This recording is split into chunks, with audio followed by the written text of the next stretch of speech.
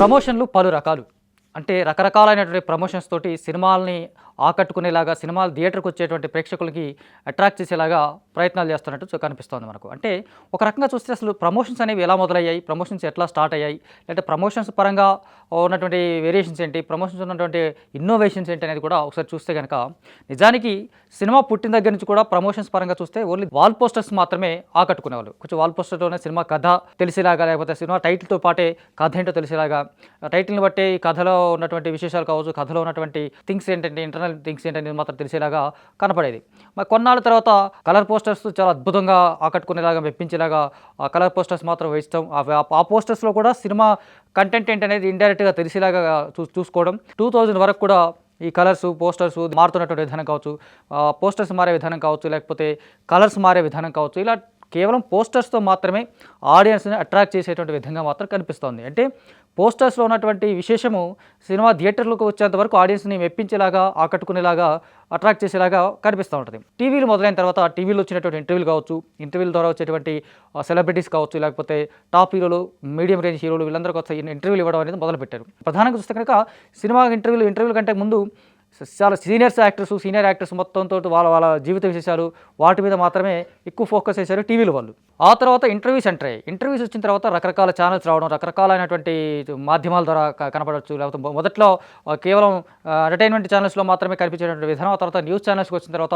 విపరీతమైనటువంటి ఇంటర్వ్యూలు ప్రారంభమయ్యాయి. ఇంటర్వ్యూల తర్వాత ఆకట్టుకునే ఇంటర్వ్యూలు కావచ్చు, లేకపోతే కమర్షియల్ పరంగా వచ్చేటువంటి ఇంటర్వ్యూలు కావచ్చు, లేకపోతే ఇంత డబ్బులు ఇచ్చిన తర్వాత ఇచ్చినటువంటి ఇంటర్వ్యూలు కావచ్చు, ఇవన్నీ ఆకట్టుకునేలాగా, ఆడియన్స్ని ఆకట్టుకునేలాగా ప్రయత్నం జరిగింది కనిపిస్తోంది. అంటే అది రాను రాను మారుతూ ఉంది. నిజంగా ప్రమోషన్స్ ఇప్పుడు ఇన్ఫ్లుయెన్సర్స్ దగ్గర ప్రమోషన్స్ వస్తూ ఉన్నాయి. అంటే ఇన్ఫ్లుయెన్సర్స్ మాత్రం అంటే ఏంటి, వాళ్ళ స్థాయి ఏంటి అనేది మాత్రం పక్కకు పెడితే కనుక వాళ్ళు కేవలం సోషల్ మీడియాలో ఇన్స్టాగ్రామ్లో కావచ్చు, ఫేస్బుక్లో కావచ్చు, లేకపోతే ట్విట్టర్లో కావచ్చు, వాళ్ళకు ఉన్నటువంటి ఇన్ఫ్లుయెన్సర్ని మాత్రం వాడుకుంటూ ఆ ఇన్ఫ్లుయెన్సర్స్ని వచ్చిన ప్రజలను కాస్త ఇంటరాక్ట్ చేసేలాగా, ప్రజలను కాస్త ఎంటర్టైన్ చేసేలాగా, లేదా జనాల్లో ఒక అవేర్నెస్ క్రియేట్ చేసేలాగా ఆ ఇన్ఫ్లుయెన్సర్స్ కనపడితే ఆ ఇన్ఫ్లుయెన్సర్స్ని పట్టుకొని వీళ్ళు సినిమా వాళ్ళు ప్రమోషన్స్ మొదలుపెట్టారు. ఇన్ఫ్లుయెన్సర్స్ ప్రమోషన్స్ మొదలుపెట్టడం అనేది నిజానికి ఏ మేరకు కరెక్ట్, ఎంతవరకు కరెక్ట్ అనేది పక్కన పెడితే కనుక ఆ ఇన్ఫ్లుయెన్సర్స్ యొక్క ప్రభావం కూడా చాలా భారీగా స్థాయిగా పెద్దగా కనిపిస్తోంది, చాలా ఎక్కువగా కనిపిస్తుంది. దాంతోపాటు చిన్న ఈవెంట్లు, చాలా చిన్న విషయాల్లో, లేకపోతే సోషల్ మీడియాలో చాలా తక్కువ టైంలో ఫేమస్ అయిన వాళ్ళు వీళ్ళందరూ కొద్దిగా వాళ్ళని కూడా వాడుకుంటూ కొన్నాళ్ళ క్రితం మోహన్ బాబు వాళ్ళ ఇంట్లో ఒక పాటలు పాడినటువంటి ఒక చాలా పని మనుషుల ఆడవాళ్ళు కూడా వాళ్ళతో కూడా పాటలు పాడించి సినిమా ప్రమోషన్స్ చేశారు. ఇలా ప్రమోషన్స్ చేసినటువంటి విధానం చూస్తే కనుక ఆ విధానం ఏదైతే గొప్పగా ఉందా లేదా బాగుందా లేదా అని పక్కన పెడితే ఆడియన్స్ని ఎంతవరకు ఏ మేరకు అట్రాక్ట్ చేయగలదు, ఆడియన్స్ని ఎంతవరకు ఆకర్షించగలదు అనేది మాత్రం ప్రధానమైనటువంటి ప్రశ్నలాగా కనిపిస్తుంది. అంటే ఇన్ఫ్లుయెన్సర్స్ చేసినటువంటి ఇంటర్వ్యూలు కావచ్చు, లేకపోతే ఇన్ఫ్లుయెన్సర్ చేసినటువంటి ప్రభావం కావచ్చు, అది భారీ స్థాయిలో ఉండబోతుందా, మీడియం స్థాయి రేంజ్లో ఉంటుందా అనేది పక్కన పెడితే అసలు ఆడియన్స్ వరకు అది ఎక్కడి వరకు వెళ్తుందా, సాధారణమైనటువంటి ప్రజల వరకు ఇది వెళ్తుందా లేదా అనేది మాత్రం వేచి చూడాల్సినటువంటి, లేదా వాళ్ళు చూడాల్సినటువంటి అంశంగా కనిపిస్తోంది. ఇక ఇప్పుడు తాజాగా మేమర్స్ కూడా స్టార్ట్ అయ్యారు. మీమ్స్ తోటి వాళ్ళు ఫేమ్ కావటం, మీమ్స్ తోటి ఫేమ్ చేయటం, లేకపోతే డీఫేమ్ చేయడం కూడా కనిపిస్తుంది మీమ్స్ తోటి. నిజంగానే ఒక రకంగా చూస్తే కనుక ఆ మేమర్స్ని కూడా అట్రాక్ట్ చేసుకొని, మేమర్స్ని కూడా ఆకట్టుకుని వాళ్ళని కూడా బుట్టలో పడేసుకొని, లేకపోతే మేమర్స్తో కూడా ఇంటర్వ్యూలు మాట్లాడడం, లేకపోతే మేమర్స్తో ఒక మీట్ పెట్టడం, లేకపోతే ఇన్ఫ్లుయెన్సర్స్తో ఒక మీట్ పెట్టడం, ఇలాగా డిఫరెంట్ యాంగిల్స్ తోటి జనాల్ని ఆకట్టుకునేటువంటి ప్రయత్నాల్లో మాత్రం ప్రధానంగా కనిపిస్తూ ఉన్నారు సినిమా మేకర్స్. సో ఈ ప్రయత్నాల్లో భాగంగా వచ్చినటువంటి ఈ ప్రమోషన్స్ పరంగా చూస్తే మాత్రం ఆ ప్రమోషన్స్ ఏ మేరకు వర్కౌట్ అయ్యాయి, ఏ మేరకు ఆకట్టుకుంటాయి అనేది మాత్రం పెద్ద ప్రశ్నగా మిగిలిపోయింది. ఎందుకంటే సినిమాకి కంటెంట్ ప్రధానమైన ఇంపార్టెంట్. ఎప్పుడు చూసినా సరే, ఎలాంటి ప్రమోషన్ చేసినా, ఎలాంటి కంటెంట్ చేసినా సరే దానికి ప్రధానమైనటువంటి ఇంపార్టెంట్ కంటెంట్ బలంగా ఉంటే ఆటోమేటిక్గా జనాల్లోకి వెళ్ళిపోతుంది, జనాలు కూడా ఆకట్టుకుంటారు, జనాలు ఆకర్షిస్తున్నటువంటి విధానం కూడా ఆకట్టుకుంటుంది.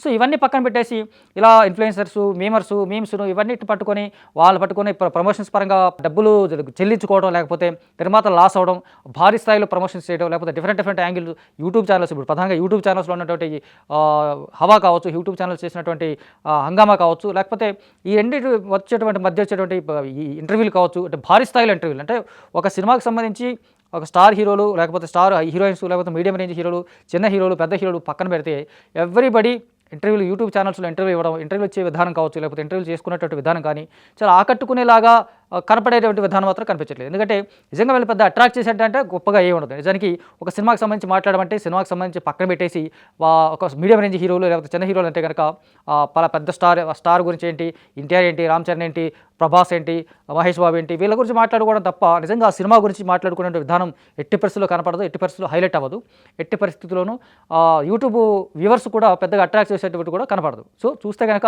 ఇప్పుడు మేమర్స్ హవా నడుస్తుంది. మేమర్స్ యొక్క స్టాండర్డ్స్ కూడా అది ఎలా ఉందనేది మాత్రం చూడాలి ఓవరాల్గా చూస్తే.